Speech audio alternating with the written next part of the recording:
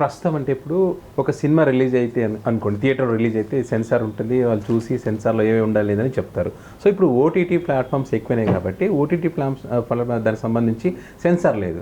యూట్యూబ్స్లో అనుకోండి, ఓటీటీలో అనుకోండి, అందులో ఇప్పుడు ఈ మధ్యకాలంలో చూస్తే అశ్లీలమైనటువంటి అసభ్యకరమైనటువంటి సినిమాలు, ఆ డైలాగులు కూడా అంతే దారుణంగా ఉన్నటువంటి పరిస్థితి ఉంది. సో వీటికంటూ మన భారతదేశంలో ఏదైనా ప్రత్యేకమైనటువంటి చట్టం ఏమైనా ఉంటుందా? వీటిని ఎట్లా అరికట్టొచ్చు అంటారు మనం అసలు? ఇప్పుడు national commission for protection of child rights, okay, NCPCR అని ఒకటి ఉంది. ఓకే, అది చైల్డ్ రైట్స్ని ప్రొటెక్ట్ చేయడానికి దాని యొక్క ముఖ్య ఉద్దేశం. ఎన్సిపిఆర్. అదేవిధంగా digital publisher content grievance council, దాన్ని డిపిసిజిసి అంటారు. ఈ రెండింటి గురించి మనం ముందు మాట్లాడుకుందాం. ఓకే. దాని తర్వాత freedom of speech, journalistic rights, వాళ్ళ ఏ విధంగా వాళ్ళు ఎక్సర్సైజ్ చేస్తూ ఒక విధంగా యూట్యూబర్స్లో కానీ లేదా ఓటీటీలో కానీ freedom of speech and expression కిందే వాళ్ళు అన్నీ చేస్తున్నారు. ఓకే. దాని మీద ఈ సెన్సార్షిప్ అనేది లేదు కాబట్టి దాన్ని మిస్యూజ్ చేస్తున్నారా, ప్రాపర్ యూజ్ చేస్తున్నారా అనేది ముఖ్యం. ఈ ఎన్సిపిసిఆర్ అనేది చైల్డ్ రైట్స్ ప్రొటెక్ట్ చేసుకోవడానికి చాలా ముఖ్యమైనటువంటి పవర్ఫుల్ ఆర్గనైజేషన్. అయితే ఈ మధ్య ఏం జరిగిందంటే, ఉల్లు అనే ఒక కంపెనీ ఒక సెక్స్ని ప్రమోట్ చేసే యూట్యూబ్ ఛానల్ అనుకోండి, అదే ఓటీటీలో కూడా అప్పుడప్పుడు వస్తున్నాయి. ఈ మధ్య ఒక ప్రముఖ దర్శకుడు మాల్కోవానే ఎవరో ఒక లేడీ పెట్టి నగ్నంగా చూపించడం, దాని మీద చర్యలు జరగడం, పోలీస్ స్టేషన్కి వెళ్ళటం, ఒక టీచర్ని పట్టుకొని నిన్నే నేను పెట్టుకుంటాను హీరోయిన్గా అని అంటాం, దాని మీద చాలా జరిగినాయి. దాని సారీ చెప్పడం అవి కూడా జరిగినాయి. వీటన్నిటికీ మనం ముఖ్యంగా చూడాలంటే అసలు చట్టం ఏంటి, సెన్సార్ బోర్డు లేదు కాబట్టి ఎలా జరుగుతుంది. ఈ చిల్డ్రన్ రైట్స్కి సంబంధించి ఈ ఉల్లు అనే ప్లాట్ఫామ్ మీద వచ్చినటువంటి సెక్సువల్ వీడియోస్కి సంబంధించి అవి తీసేయాలని చెప్పేసి, స్ట్రీమింగ్ ఆపాలని చెప్పేసి ఒక క్లెయిమ్ వచ్చింది. ఓకే. వస్తే ఈ డిపిసిజిసి అనేది సెల్ఫ్ రెగ్యులేటరీ బాడీ. ఓకే. అదే దాని యొక్క రూల్స్ ఫ్రేమ్ చేసుకొని ఆ రూల్స్ ప్రకారం అశ్లీలత లేకుండా కంటెంట్స్ అనేది పబ్లిష్ చేస్తారు. ఓకే. ఈ ఉల్లు అనేది దాంట్లో member. Okay. So self regulatory body కాబట్టి ఉల్లుకి ఏం చెప్పిందంటే, నువ్వే రెగ్యులేట్ చేసుకో, అశ్లీలత లేకుండా నువ్వు చూసుకోమని చెప్తే ఇలా గూగుల్ మీద వచ్చిన ఫోర్స్ వల్ల గూగుల్ క్లీన్ చేసేసింది ఈ ఉల్లు అనేదాన్ని. ఓకే. నువ్వు సెల్ఫ్ రెగ్యులేటరీ బాడీ అయినా నువ్వు చేయటం లేదు, అందువల్ల మేము చేస్తున్నామని చెప్పి గూగుల్ చేసి ఈ ఎన్సిపిసిఆర్కి ఇన్ఫార్మ్ చేసింది. ఈ ఉల్లు అనే సంస్థ చిల్డ్రన్ రైట్స్ని వైలేట్ చేస్తుంది కాబట్టి మీరు క్లీన్ చేయండి అని చెప్పి గూగుల్కి ఎన్సిపిసిఆర్ ఆర్డర్ ఇచ్చింది. ఎన్సిపిసిఆర్ అంటే national commission for protection of child rights. Okay. అది ఆర్డర్ ఇచ్చింది వీళ్ళకి. అప్పుడు గూగుల్ ఆ పని చేసేసింది. ఓకే. ఉల్లు కంటెంట్ మొత్తాన్ని తీసేసింది. జనరల్గా పొలిటికల్ థీమ్స్ని, రిలీజియస్ థీమ్స్ని వీటి వరకే ఎక్కువ కంట్రోల్ చేయడం కానీ, రిస్ట్రిక్ట్ చేయడం కానీ, స్ట్రీమింగ్ చేయకుండా ఆపటం కానీ చేస్తున్నారు. ఓకే. ఈ సెక్సువల్ కంటెంట్కి వచ్చేటప్పటికే, ఎందుకంటే ఫారిన్ కంట్రీస్లో ఎన్ని ఫుల్లీ పర్మిటెడ్ కాబట్టి అక్కడి నుంచి వచ్చింది వెబ్లో ఆటోమేటిక్గా మన దీంట్లో కూడా వచ్చేస్తుంది. ఓకే. ఈ ఉల్లు కంపెనీ ఏం చేసినా అక్కడి నుంచి తీసుకున్న, తను తయారు చేసిన మైనర్స్కి కాదని చెప్పి పెట్టేసి రిలీజ్ చేస్తుంది. Okay. So if you are aged about more than 18 years are you not అని అడగద్ది. ఎస్ అని వీడు దాంట్లోకి వెళ్ళినప్పుడు వీడు మైనర్ కూడా వాళ్ళు చూసే అవకాశం ఉంది. వీడు మైనరా మేజర్ అనేది వాడే డిసైడ్ చేసుకొని చూస్తున్నాడు. సో మేము అలా మైనర్స్కి ఆ ప్రొటెక్షను అయితే మైనర్స్ వాడకుండా చూస్తున్నాం అనేది వీళ్ళ వాదన. ఓకే. అయితే దీనికి సంబంధించి ఏం జరిగిందంటే, వాళ్ళు వాదన చేసేది మేము మేజర్ అడల్ట్స్ కోసం పెట్టాం కాబట్టి, మైనర్స్ కోసం పెట్టలేదు కాబట్టి మాది స్ట్రీమ్ చేయొచ్చు అని చెప్పేది వాళ్ళు చేశారు. వీళ్ళు ఇటువంటి కంపెనీలు ఇంకా ఒక 18, ఉదాహరణకి విఐపి, హాట్ షూట్స్, మొజిఫిక్స్, మోడెక్స్, అన్కట్ అడ్డా, అనేది ఇవన్నీ కూడా ఇటువంటివే Okay. సెక్షువల్కి సంబంధించినవే చాలా దొరుకుతాయి మనకు. ఓకే వీళ్ళందరి వాదన ఏంటంటే పోనోగ్రఫీ మీద ఎటువంటి రిస్ట్రిక్షన్ లేదు. ఓకే అదేవిధంగా సెన్సార్ బోర్డు కానీ సెన్సార్ యాక్ట్ కానీ మాకు సంబంధం లేదు కాబట్టి మేము చూపించవచ్చు. ఎందుకంటే ఇంటర్నేషనల్ వెబ్సైట్స్ అన్నిటిని కూడా ఏవి కూడా రిస్ట్రిక్ట్ చేయటం లేదు, మీకు లా లేదు ఓకే కాబట్టి మేము నడుపుకోవచ్చు అని అన్నాయి. కానీ ఇవన్నిటిని కూడా బ్యాన్ చేసి ఈ అన్ని కంటెంట్స్ని గూగుల్ ద్వారా తీపిచ్చేశారు. ఈ NCPCR అంటే national commission for protection of child rights యొక్క ఆధ్వర్యంలో ఇచ్చిన ఆర్డర్స్ ప్రకారం. అయితే ఇవన్నీ ఎందుకు జరిగినాయి అంటే హైకోర్టు ఒకటి, ఉత్తరాఖండ్ హైకోర్టు సూమోటో దానికయ్యేదే 2018లో దానికి ఉన్నటువంటి సూమోటో పవర్స్ని వాడి ఒక తీర్పు ఇచ్చింది. గవర్నమెంట్ని ఇంటర్నెట్ ప్రొవైడర్స్కి డైరెక్ట్స్ ఇచ్చింది. మేము ఇచ్చిన ఈ తీర్పు ప్రకారం మీరు కంప్లై చేయండి, మీరు ఏదంటే అది చూపడానికి లేదు, ఇది భారతదేశం అని చెప్పి సూమోటో తీర్పులో ఒకటి ఇచ్చిందనమాట.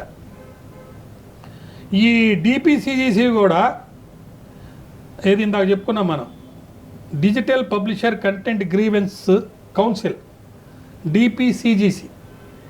దీన్ని ఎవరు ఏర్పాటు చేశారంటే information technology intermediary guidelines and digital media ethics code rules అని 2021లో ఒక యాక్ట్ వచ్చింది. ఓకే ఆ యాక్ట్ కింద ఈ DPCGC ఏర్పడింది.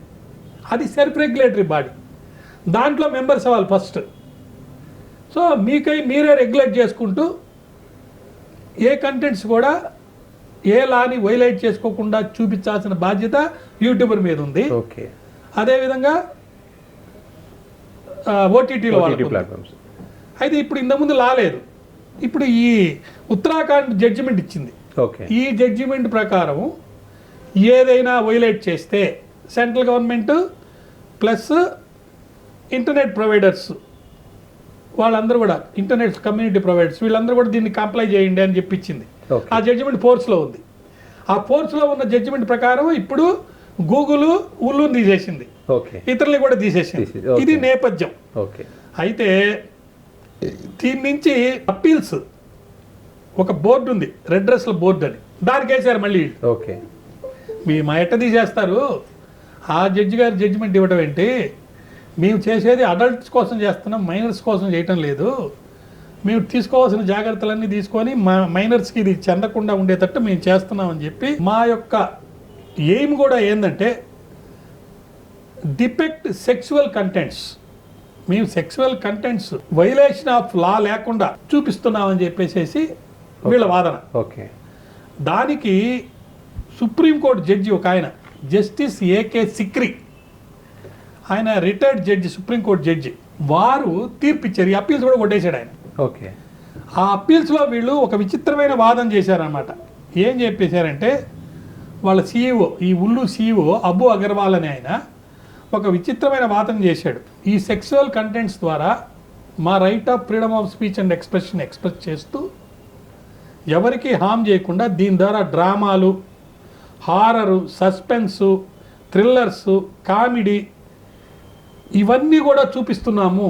ఓకే ఇవి చూపిస్తూ 18 years కంటే ఏజ్ ఉన్న వాళ్ళు ఇది చూడండి అని చెప్తున్నాము.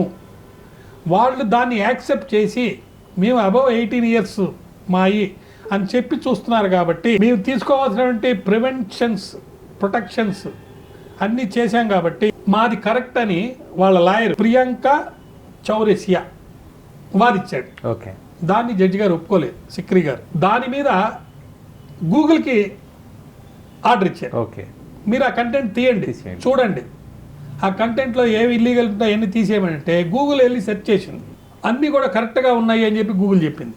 ఓకే వాళ్ళు ఒక రైడర్ పెట్టారు, మీరు మైనరా కాదా, ఇది మైనర్స్ కోసం ఉద్దేశించింది కాదు, మీరు అబోవ్ 18 అయి ఉండి దీంట్లో చూపించేటువంటి కంటెంట్ ఇందాక చెప్పినట్టు డ్రామా లేకపోతే హారరు లేకపోతే నవ్వు కోసం ఇటువంటి కోసం పెట్టినట్టుగా కనిపిస్తుందని చెప్పేసి చెప్తే జరిగిందనమాట.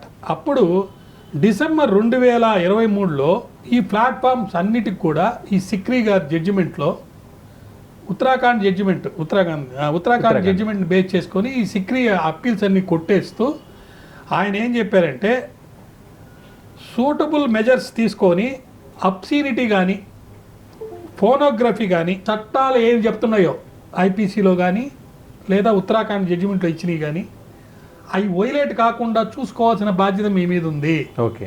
సో యూట్యూబర్స్ మీద, ఓటీటీలో వచ్చే వాళ్ళ మీద, వాళ్ళు ఏంటంటే వాళ్ళ మీద బాధ్యత అబ్స్కీనిటీ, ఫోనోగ్రఫీకి సంబంధించి ఐపీసీలో కొన్ని చట్టాలు ఉన్నాయి. అట్లే ఉత్తరాఖండ్ జడ్జిమెంట్ ఇచ్చిన దాంట్లో కూడా కొన్ని రూల్స్ అండ్ రెగ్యులేషన్స్ పెట్టారు. ఇవి వైలేట్ చేసుకోకుండా పెట్టాలి, ప్లస్ మైనర్స్ ఇది చూడకుండా ఉండేటట్టు కూడా ప్రొటెక్షన్ తీసుకోవాలి. అదేవిధంగా గ్రాఫిక్ ద్వారా కూడా న్యూడిటీ చూపిస్తున్నారు. ఓకే.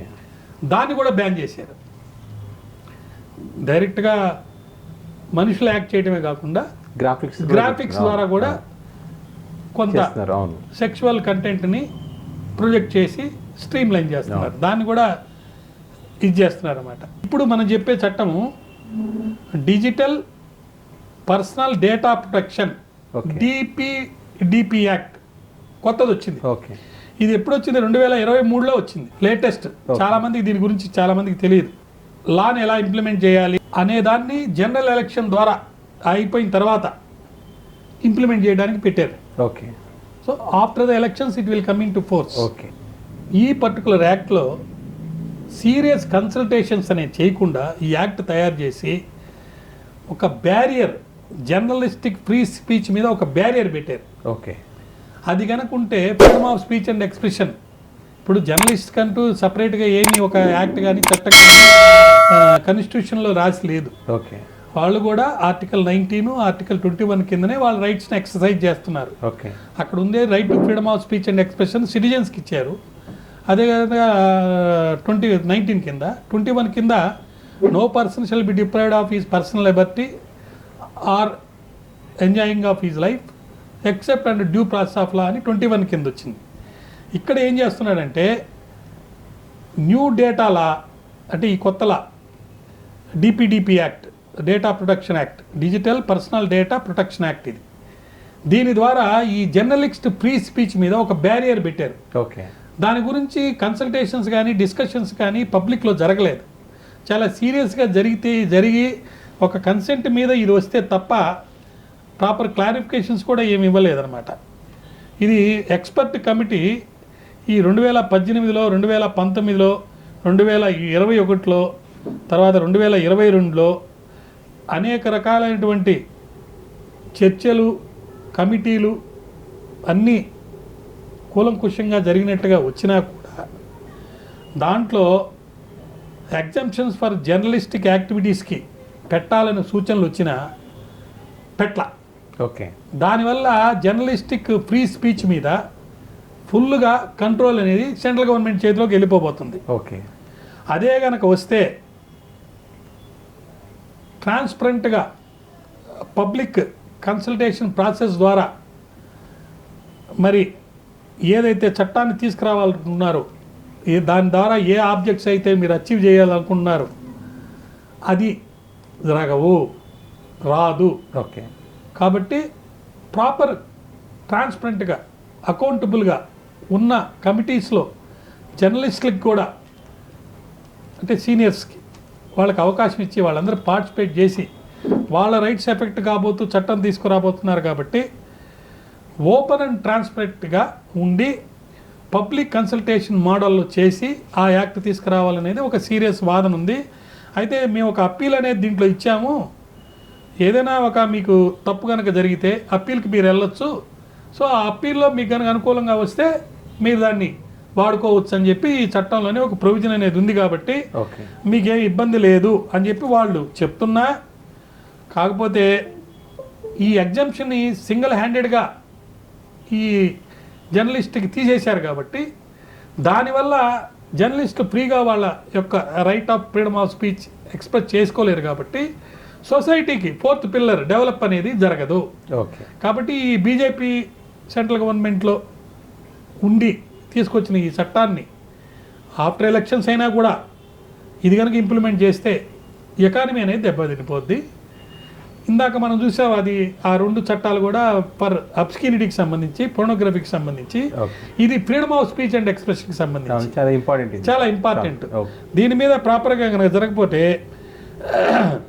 నెగటివ్ కాన్సిక్వెన్సెస్ అనేవి వస్తాయి. ఓకే. దాన్ని ప్రివెంట్ చేయాలంటే ఓపెన్ ట్రాన్స్పరెంట్ పబ్లిక్ కన్సల్టేషన్ అనేది జరిగి అందరూ పాల్గొని వాళ్ళు ఏ ఆబ్జెక్ట్స్ అచీవ్ చేయాలనుకుంటున్నారో అవి ఎలా అచీవ్ చేయడానికి పాజిటివ్గా ఉండేటట్టుగా విత్ ప్రాపర్ ప్రొటెక్షన్తో తీసుకురావాలనేది నాలాంటి వాళ్ళు కోరుకుంటారు.